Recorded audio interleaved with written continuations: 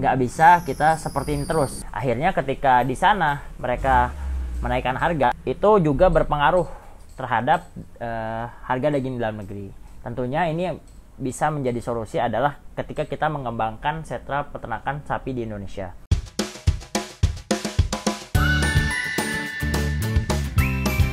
Assalamualaikum warahmatullahi wabarakatuh. Selamat siang Sobat Kandang Juragan semuanya.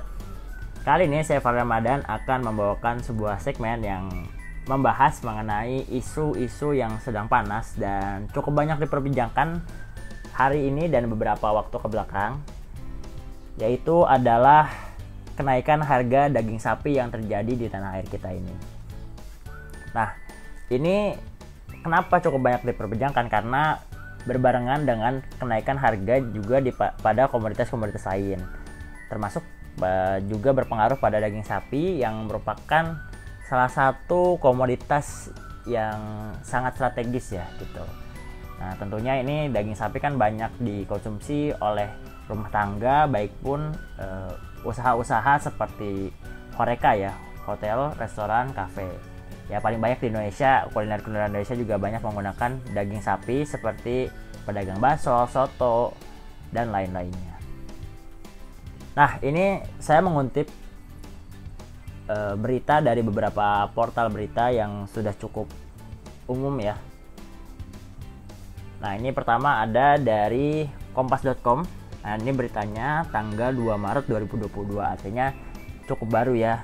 Di awal bulan ini kita membahas dari kutipan Pak Asnawi selaku Ketua Jaringan Pemotongan dan Pedagang Daging Indonesia.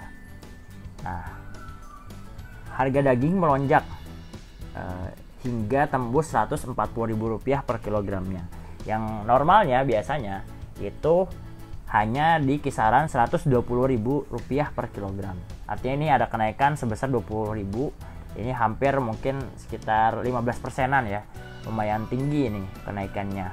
Kenaikan harga daging sapi menurut beliau terjadi karena harga daging sapi Australia itu tinggi serta kurangnya pasokan dari negara tersebut. Jadi di Indonesia ini kita untuk memenuhi kebutuhan dagingnya kita masih mengimpor bakalan-bakalan sapi yang kemudian digemukkan di feedlot Indonesia. Karena kalau misalkan kita hanya mengandalkan daging sapi lokal itu nggak akan cukup ya. Bahkan menurut beliau kebutuhan sapi siap potong untuk 3 provinsi yaitu DKI Jakarta, Banten, dan juga Jawa Barat 93%-nya berasal dari Australia. Baru sisanya itu ya di angka sekitar 7% itu dipenuhi oleh sapi-sapi lokal. Ini cukup besar ya.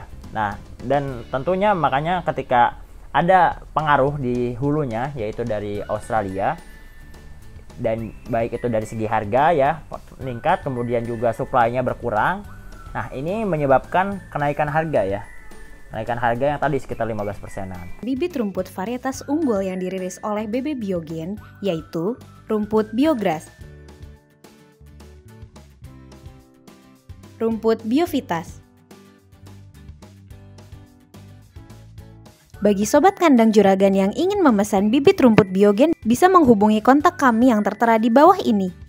Masih menurut Pak Asnawi, beliau menyampaikan bahwa harga daging sapi dalam negeri sudah mengalami kenaikan sebenarnya sejak Desember 2021. Jadi sejak tahun lalu, akhir tahun lalu itu sudah mengalami kenaikan harga, yaitu dari 7-20% kenaikannya. Nah, kemudian ini ada portal berita yang kedua, yaitu dari Republika Bandung. Nah, beritanya juga masih bulan Maret nih, tanggal 6 Maret 2022. Nah, ini kita kutip perkataan dari Bu Eli Wasliyah selaku Kepala Dinas Perdagangan dan Perindustrian Kota Bandung.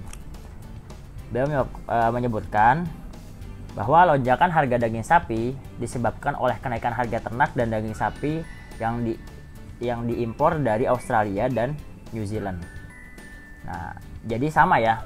Di Bandung juga beliau sampaikan bahwa pemasok daging-daging sapi itu menggunakan sapi-sapi yang awalnya diimpor dari Australia dan New Zealand. Jadi di sana ada kenaikan harga di hulunya, makanya juga berpengaruh terhadap hilir alias harga-harga daging sapi. Sama seperti yang disampaikan oleh Pak Asnawi sebelumnya, di Bandung juga sama, 90% sapi yang dipotong adalah sapi impor.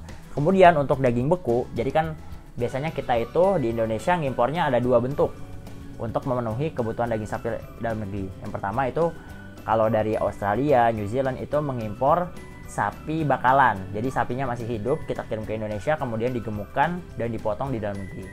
Nah, kemudian yang kedua adalah kita juga mengimpor daging beku. Daging beku itu biasanya dari daerah India, Brazil, walaupun ada juga yang dari Australia dan New Zealand. Tapi kalau biasanya Australia dan New Zealand itu jeroan dan lain-lain, tapi kalau dagingnya berasal dari India. Kandang Juragan menyediakan molasses untuk kebutuhan pakan ternak. Pembelian molasses dapat dilakukan secara eceran maupun partai besar. Bagi sobat kandang Juragan yang berminat memesan molasses, dapat menghubungi kontak WA yang tertera di bawah ini. Di Bandung sendiri harganya itu mencapai Rp130.000, yang mana kalau normal biasanya itu Rp110 sampai Rp120.000. Nah, kalau merujuk pada harga karkas sekarang itu di Bandung beliau sampaikan ini mencapai Rp102.000. Jadi karkas itu masih bentuk daging dan juga tulangnya. Nah, ini juga berpengaruh akhirnya karena ada peningkatan di karkasnya, tentunya di dagingnya juga berpengaruh begitu. Apalagi misalkan ini sudah menjelang bulan Ramadan dan di akhir Ramadan kan kita akan bertemu dengan Idul Fitri.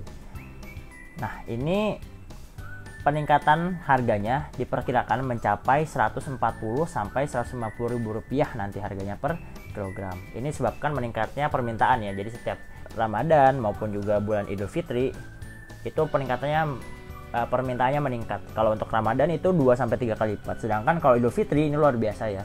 Bisa 6 sampai 7 kali lipat permintaannya. Yang ini pasti sesuai hukum pasar, itu pasti meningkatkan juga harga jual dari daging sapi tersebut. Nah, menurut saya ini sudah menjadi rambu-rambu bagi pemerintah dan juga para peternak ya, baik itu dunia pemerintah maupun swasta. Kita harus bersiap ya. Nggak bisa kita seperti ini terus. Kita sangat tergantung pada negara lain, yaitu Australia, New Zealand, dan beberapa negara lainnya. Akhirnya ketika di sana mereka menaikkan harga, entah apapun sebabnya, itu juga berpengaruh terhadap harga daging dalam negeri. Tentunya ini bisa menjadi solusi adalah ketika kita mengembangkan sentra peternakan sapi di Indonesia. Yaitu tujuannya agar lama-kelamaan kita bisa meningkatkan populasi yang tujuan akhirnya adalah memenuhi permintaan daging dalam negeri oleh sapi lokal yang kita pelihara sendiri. Itu. Nah, makanya di sini kandang Juragan juga salah satu upayanya adalah mengembangkan pakan ya. Jadi kan Pak Presiden Jokowi sebelumnya pernah punya program untuk kita menuju swasembada daging. Nah, tentunya swasembada daging itu berpengaruh terhadap ternaknya. Jadi selain swasembada dagingnya, tentu ternaknya juga meningkatkan secara populasi. Nah, peningkatan populasi ternak ini juga harus disuplai dengan pakan yang memadai gitu, yang dalam negeri. Jadi jangan sampai juga kita ketergantungan begitu. Salah satunya ya ini kita mengembangkan pakan-pakan ternak lokal unggulan Indonesia yang juga ditemukan oleh peneliti Indonesia. Oke, sekian berita kali ini. Kita sebagai petani dan peternak harus semakin semangat untuk memajukan dunia peternakan dan pertanian Indonesia.